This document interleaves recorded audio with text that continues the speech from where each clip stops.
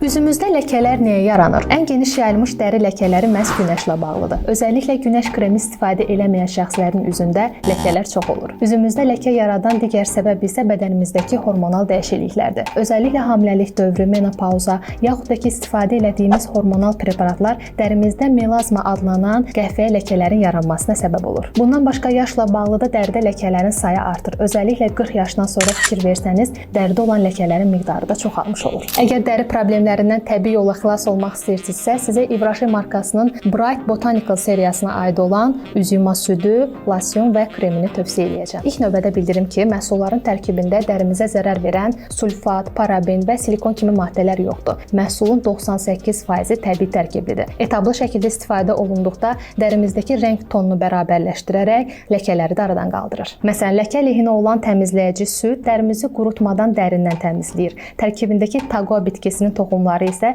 dərimizdəki pigmentasiya problemi ilə mübarizə aparır. Dərimizi təmizlədikdən sonra isə losyon və kremdən istifadə edirik. Bu hər iki məhsul dərimizdə yağlılıq hissi buraxmadan mat bir görünüşlə dərimizi nəmləndirir. Dərimizdəki pigmentasiya problemi ilə mübarizə apararaq rəng tonunu da bərabərləşdirir.